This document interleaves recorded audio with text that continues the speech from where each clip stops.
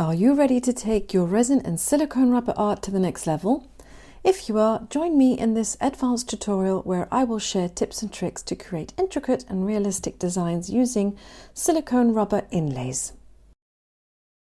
Whether you're working on a small DIY project or a large-scale application, when selecting the appropriate silicone rubber, it can make all the difference. Make sure to source your silicone rubber from trusted suppliers who provide high-quality materials that meet industry standards. And in today's tutorial, I'm using Let's Resin's silicone rubber making kit with a Shore rating of 10A, which will make this perfect for creating silicone inlays. The Shore hardness is basically a measurement that helps define how hard or soft the silicone rubber is. And I will leave a link with a discount code in the description for you.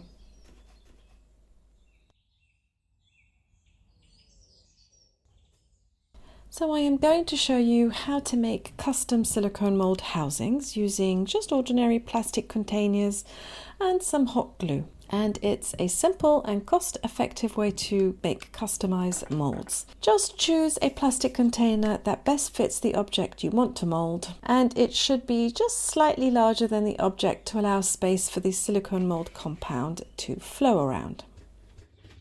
And then just place the object in the container, ensuring it's positioned correctly. And now using a hot glue gun, just carefully apply a generous amount of hot glue along all the edges of the plastic container. And for the inlays, I have found some gorgeous glass plates with an embossed pattern underneath, and I'm going to use these to create the inlays. So mixing ratio plays a crucial role in achieving a good result, so always follow the manufacturer's instructions. And the mixing ratio is typically written as a percentage or ratio of the part A to part B. In this case, it's a 1:1. And you must measure it out accurately to avoid issues like incomplete curing or shrinkage. And for this brand of silicone, the recommendation is to use a digital scale and measure by weight for more accuracy. And then I like to pour up from a height to let some of the air bubbles escape as I pour. You need to fill the housing to around 5 centimeters above the top of the object to have a nice sturdy mold that will then sit flat on a surface. And don't make your molds too thin just to save on silicone rubber. If you do this, you will get some warping when you come to cast with ceramic resin or epoxy resin.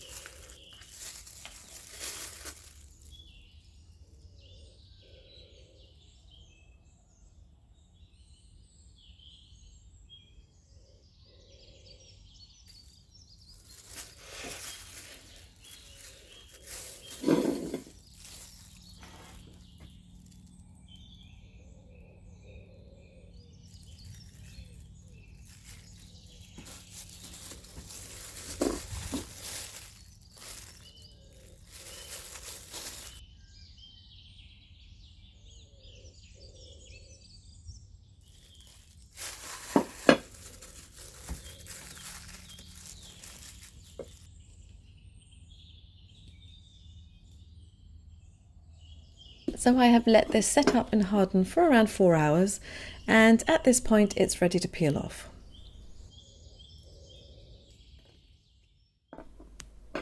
And it's that simple, and it's the perfect thickness, not too thick, not too thin, so that it's fragile. I'm really happy with the amount that I've added. And now it's time to unmold the casting mold, and all I'm going to do is crack off the hot glue and separate it from the cardboard.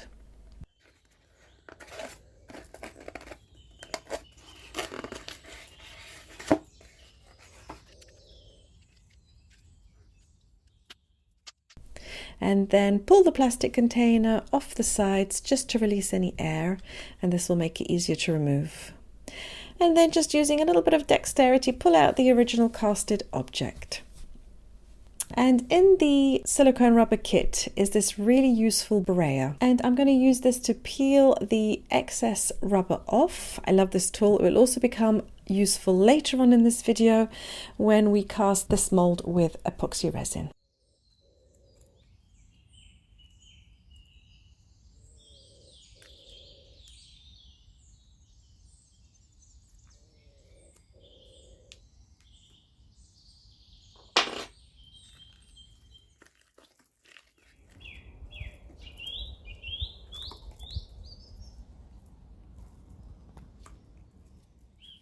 And I really love how the silicone rubber has copied all the details of this plate. There are no bubbles, so this is going to make a perfect mold for casting resin or ceramic resin. And now let's get creative and use both the mold and the inlay to create some cool functional art.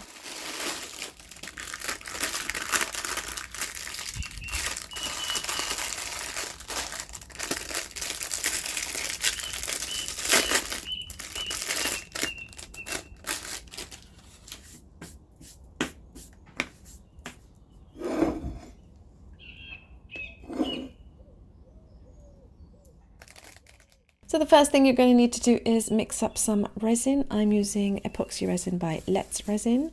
Again, link and an Amazon discount code can be found in the description of this video. And this resin will be perfect for this application. It's a resin that's got great clarity and it cures really slowly, so it's perfect for transparent resin projects. And this is just another inlay that I've created off camera, and I had a little accident when reaching for a cup and I knocked over another cup that had ceramic resin chips inside and they fell onto the curing silicone rubber, but you'll see from the results that this wasn't a problem at all, and as I didn't want to throw this away, I'm using it as is. Anyway, all you need to do is place this down onto a silicone mold of your choosing, but make sure both are clean and free of dust, and then just stick it down well. And then it's time to pour, and pro tip for a clear casting, pour low and slow and let the resin sit in the cup for just 10 minutes before pouring to allow most of the bubbles to escape. You could also use a vacuum machine to extract the bubbles out first, and this will save you some time waiting. And the next step is to mix pigment into the epoxy resin, and this allows me to add just a touch of color and depth to the design without making it too opaque. I'm using black, and you can also use alcohol ink or resin pigment, but don't use mica powder. And remember, when using alcohol ink or resin pigment, a little goes a long way.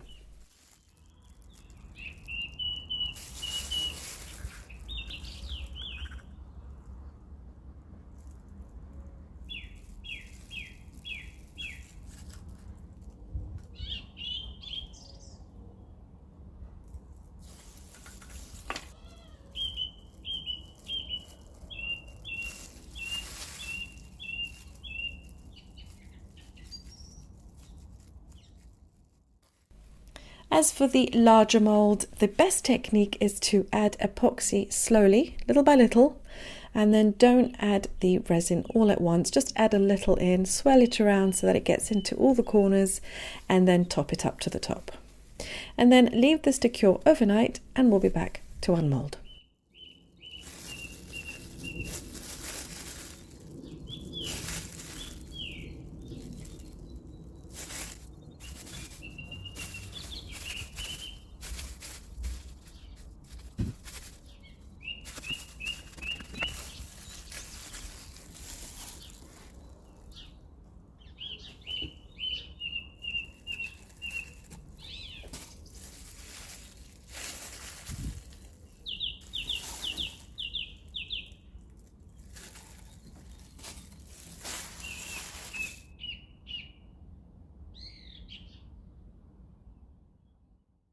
And now it's time to reveal the results, and I am really excited for this. So let's get started with the larger mold.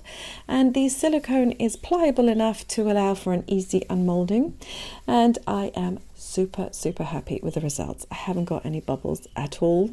The silicone picked up every detail from the original casting. This is stunning. And of course I'm going to try this with ceramic resin, but I've run out, so when I get some more I'll post it here as a reel, so look out for it.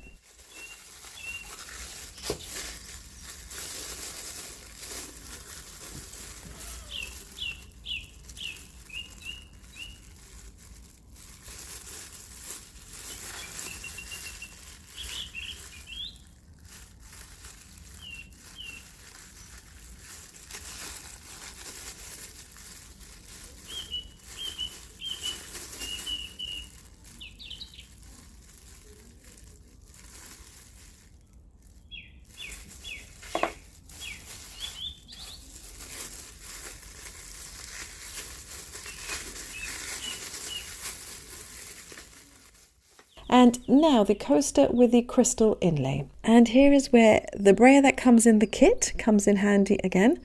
I'm going to use this to cut off the thin excess of resin before I peel off the silicone rubber inlay.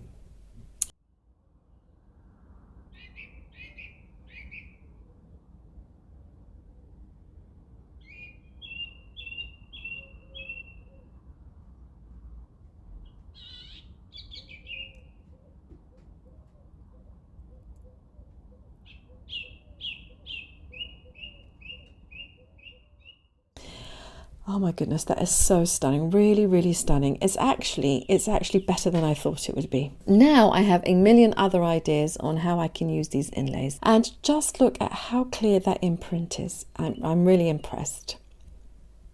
And now for the larger inlay casting. This is the one that the chips fell into, and luckily none of them transferred into the resin. And if you look out for my next tutorial, I'll be showing you a fun project you can do using these objects. So if you haven't already subscribed to my channel here on YouTube and over on Instagram, please like this video, and if you have any questions or you just want to say hi, leave a comment in this video.